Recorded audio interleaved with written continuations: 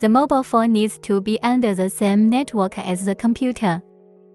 Choose a second local proxy. Click to refresh. Select the proxy IP and right-click to select the port. Then click the port forwarding list below. Then open Shadowrocket on the iOS side. Global routing, select proxy mode. Click the plus sign in the upper right corner. Tap select SOCKS 5. Then enter the local IP and port.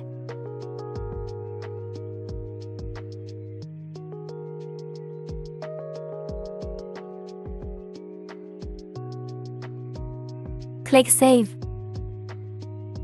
Click Connectivity Test. After the test is successful, click to open. Then check whether the current IP is modified successfully.